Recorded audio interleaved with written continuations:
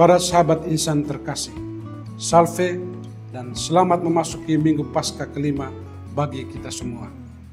Di momen yang berrahmat ini, izinkanlah saya berbagi remah-remah sabda Allah dari bacaan Injil hari Minggu 18 Mei 2025, hari Minggu Paskah kelima. Narasi Injil yang direnungkan adalah dari Injil Yohanes bab 13 ayat 31 sampai 33a. Dilanjutkan ayat 34 sampai 35. Perikop Injil ini berkisah tentang perintah baru Yesus, yakni supaya kita saling mengasihi sebagaimana Yesus telah mengasihi kita.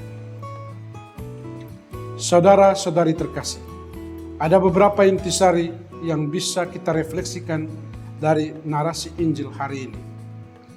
Pertama, perintah untuk saling mengasihi sebagai wasiat terakhir dari Tuhan. Yesus tahu bahwa waktunya di dunia tinggal sebentar. Di tengah suasana perjamuan malam terakhir, Ia menyampaikan pesan yang sangat penting, seolah-olah ini adalah kata-kata warisannya. Ia tidak bicara soal strategi pelayanan, bukan juga tentang kekuasaan atau kehebatan, tetapi tentang kasih. Yesus berkata, "Aku memberikan perintah baru kepada kamu, yaitu supaya kamu saling mengasihi, sama seperti aku telah mengasihi kamu. Demikian pula kamu harus saling mengasihi. Dengan demikian, semua orang akan tahu bahwa kamu adalah murid-muridku." Kedua, perintah baru untuk saling mengasihi. Mungkin kita bisa bertanya, mengapa disebut perintah baru? Bukankah perintah untuk saling mengasihi sudah ada sejak lama sebelum Yesus hadir di dunia ini? Namun, kebaruan kasih dari Yesus itu terletak pada standar kasih yang baru, yakni sama seperti aku telah mengasihi kamu. Yesus mengasihi bukan dengan kata-kata manis, bukan sekadar sebuah slogan. Ia mencuci kaki para muridnya, Ia rela menderita, memanggul salib, dan mengorbankan nyawanya demi keselamatan manusia. Ia mengampuni mereka yang menyalibkannya. Yesus mencintai secara total dan tanpa syarat, sebuah cinta agape. Maka Yesus meminta juga para muridnya untuk saling mencintai satu sama lain dengan berpolakan pada kasih Kristus yang tanpa syarat. Setiap pengikut Kristus hendaknya meneladani dan mempraktikkan cinta agape ini. Ketiga, hidup saling mengasihi adalah identitas tanda pengenal pengikut Kristus. Yesus dengan tegas mengatakan, "Dengan demikian, semua orang akan tahu bahwa kamu adalah murid-muridku, yaitu jikalau kamu saling mengasihi." Itu artinya, hidup saling mengasihi menjadi bukti otentik dan kesaksian yang benar akan iman seorang sebagai murid Kristus. Hal ini selaras dengan apa yang dikatakan dalam 1 Yohanes bab 4 ayat 20. Seorang yang mengatakan bahwa ia mengenal dan beriman kepada Allah, tapi ia tidak mengasihi sesamanya, ia adalah pendusta. Kasih adalah identitas, karakter, atau DNA kita sebagai orang beriman kepada Kristus. Para sahabat insan terkasih, ada beberapa pesan inspiratif yang bisa kita refleksikan dari narasi Injil hari Minggu ini. Pesan pertama, saling mengasihi sebagai wasiat atau warisan penting bagi kita sebagai pengikut Kristus. Perintah Yesus supaya kita saling mengasihi satu sama lain bukan sekedar sebuah ajakan atau perintah, melainkan sebagai warisan atau wasiat bagi hidup kita. Ia mengatakan itu di saat-saat terakhir hidupnya. Itu berarti bahwa pesan Yesus ini sangat penting, fundamental, dan hendaknya menjadi prioritas, pegangan, dan bekal dalam persiapan hidup kita di dunia ini. Wasiat Yesus agar kita saling mengasihi kiranya tertanam dalam hati dan dalam setiap kata-kata dan tindakan kita.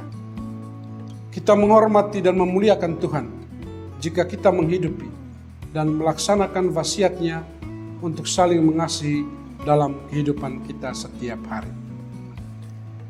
Pesan kedua, saling mengasihi sebagaimana Kristus telah mengasihi kita.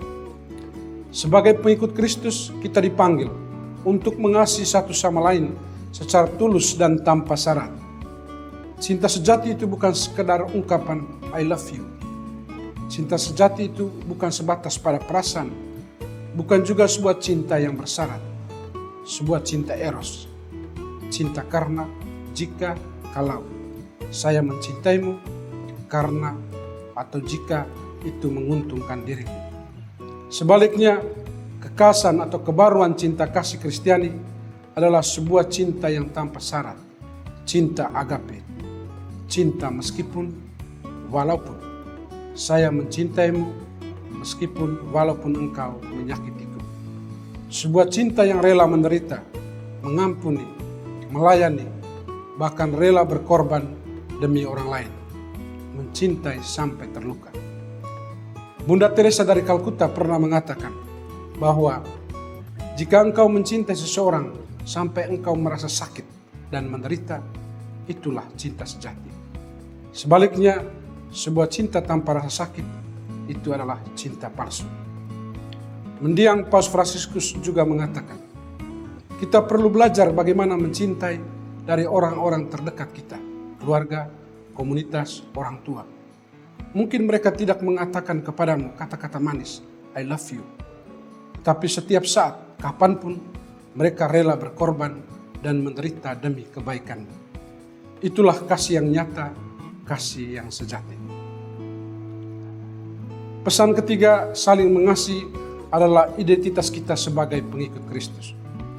Yesus tidak berkata, kamu adalah muridku kalau kamu rajin berdoa, melainkan jikalau kalian saling mengasihi. Kasih adalah tanda pengenal utama, KTP, identitas kita sebagai orang Kristiani. Dan kasih itu bukan sekadar perasaan, tetapi tindakan nyata. Kadang menyapa orang yang sedang murung, kadang mendengar tanpa menghakimi, kadang memaafkan meski masih sakit hati. Kasih itu seperti pelita kecil yang menerangi orang lain di sekitar kita. Di zaman sekarang, banyak orang menyebut dirinya pengikut Kristus. Tetapi apakah dunia mengenali kita karena kita saling mengasihi? Apakah orang lain merasa damai, diperhatikan, dan dimengerti saat bersama kita? Apakah kita berani memaafkan, mengampuni mereka yang menyakiti dan membenci kita? Ataukah kita masih memilih-milih siapa yang pantas kita kasihi? Yesus mengajak kita hari ini untuk membaharui iman kepada Tuhan dan cinta kepada sesama. Hendaknya kita memberikan kesaksian iman melalui tindakan kasih yang nyata dalam hidup kita setiap hari, lewat hal-hal kecil yang kita lakukan. Bunda Teresa dari Kalkuta mengatakan bahwa mencintai tidak berarti melakukan hal-hal yang besar, melainkan melakukan hal-hal kecil dengan cinta kasih yang besar. Saudara-saudari yang terkasih, semoga rahmat Tuhan, khususnya dalam masa Paskah ini, memampukan kita untuk senantiasa memberi kesaksian iman melalui tindakan saling mengasihi satu sama lain. Khususnya di bulan Maria yang berrahmat ini, kita tidak hanya berdoa bersama Bunda Maria, tetapi juga belajar untuk meneladani cinta kasihnya yang total kepada Tuhan dan sesama. Akhirnya, saya ingin menutup renungan ini dengan sebuah doa dari Santo Antonius Maria Claret. Oh Tuhanku, semoga aku mengenalmu sehingga engkau pun dikenal, mencintaimu sehingga dikau pun dicintai, melayanimu sehingga engkau pun dilayani, memuliakanmu sehingga engkau pun dimuliakan oleh seluruh ciptaan. Amin.